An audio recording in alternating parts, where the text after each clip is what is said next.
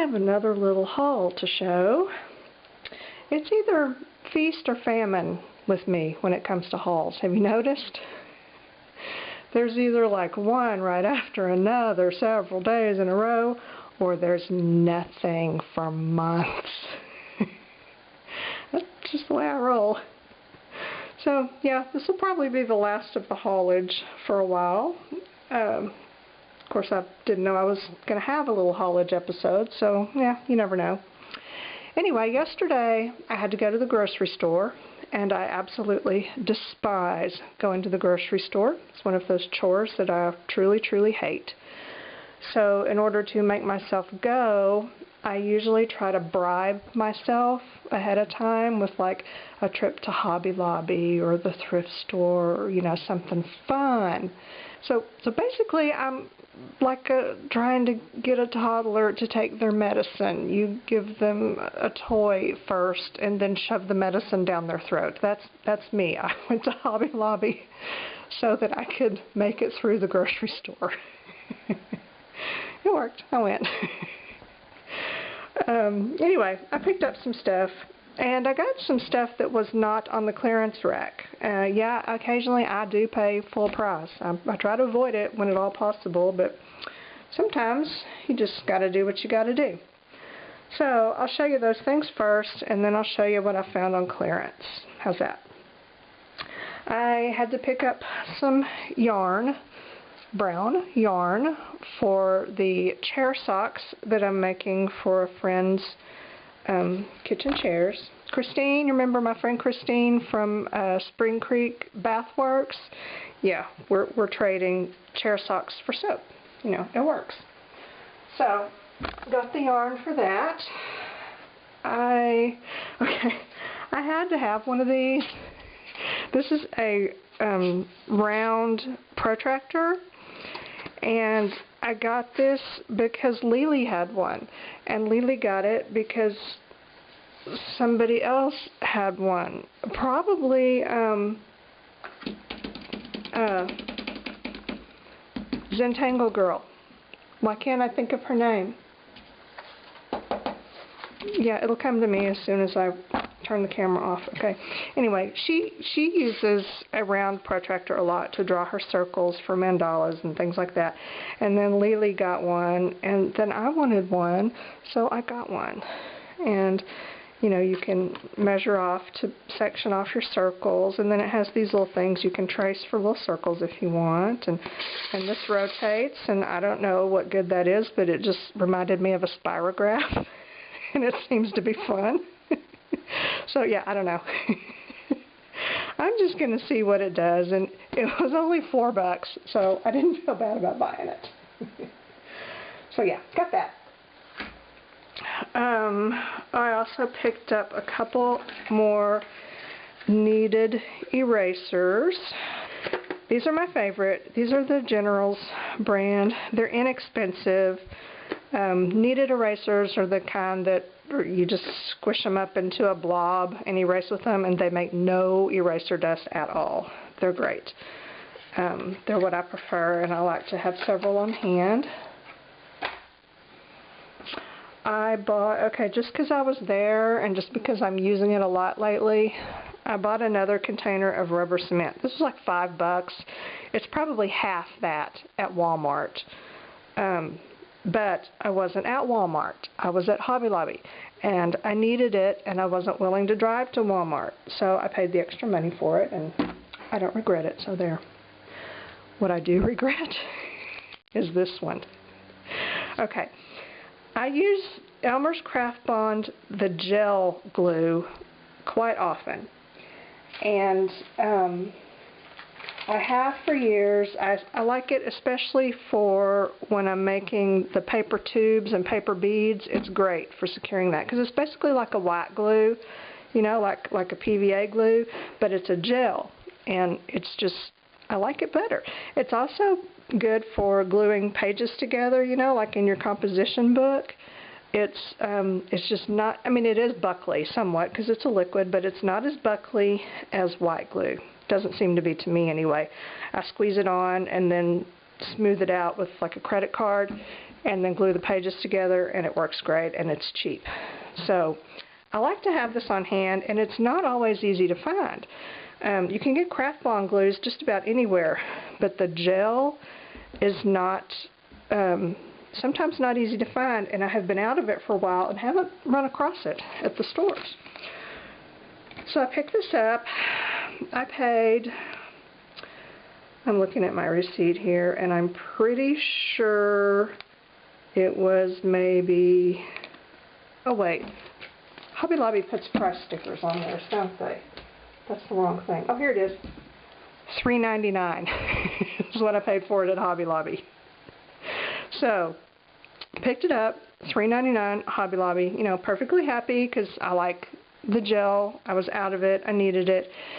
And then I went to Kroger, you know, after I was through, and there was this little aisle in Kroger that kind of caught my eye. It's where the office supplies and craft stuff is, and they had some shelves cleared off like they were cleaning things out.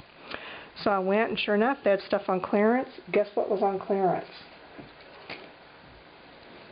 Craft Bond gel for $1.29. And I paid $3.99 at Hobby Lobby. So yeah, that kind of torqued me. But then again, I did get to stock up on a bunch of it for cheap. So, you know, it's all good. In the end, it's all good.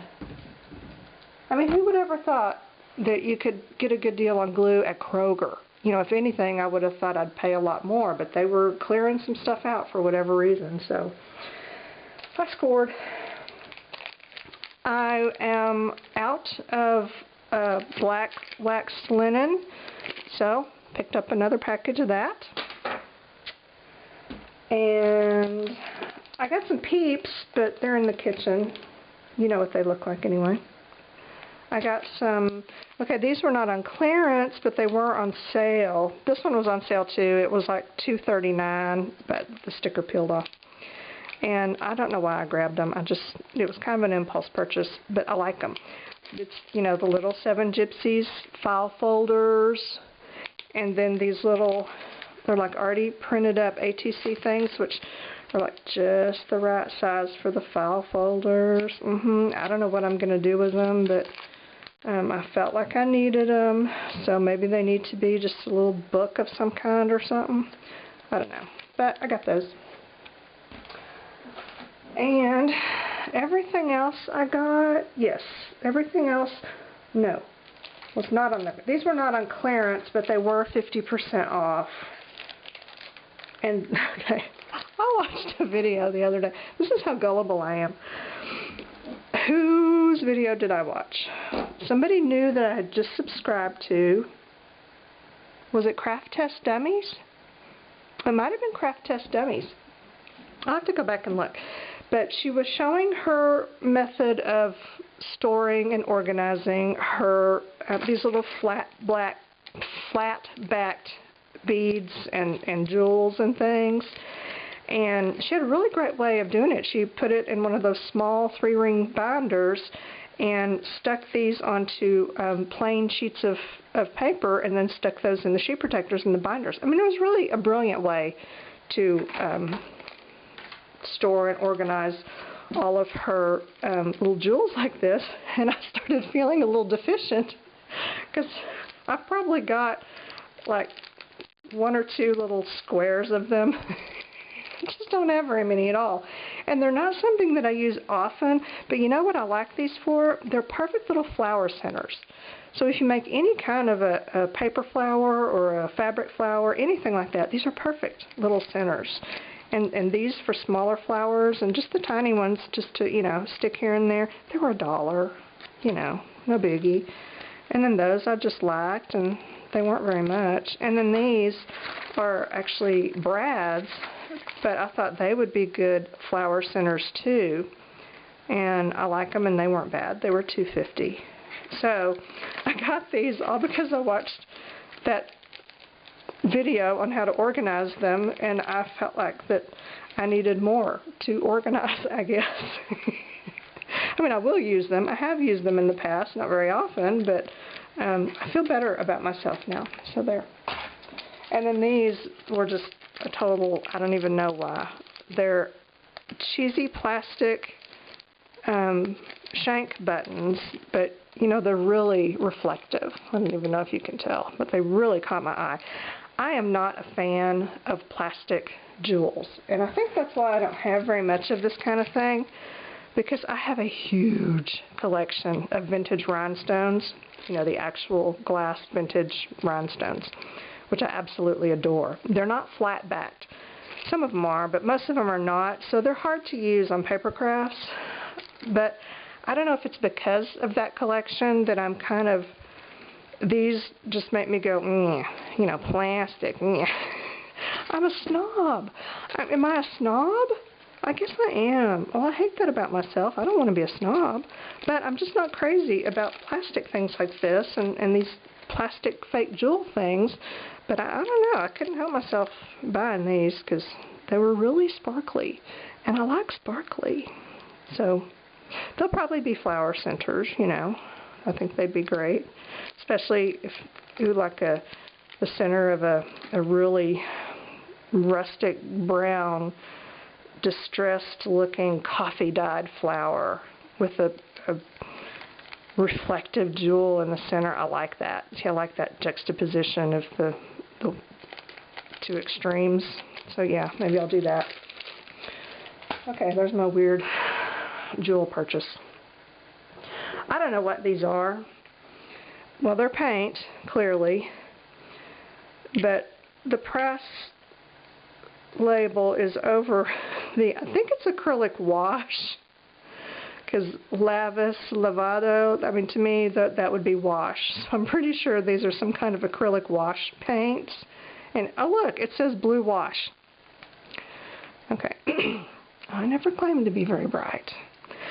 Anyhow, I don't know what they're used for, and the print is so small that I really can't read it. I think it's time for bifocals, and I'm just avoiding that. But they were $1.39.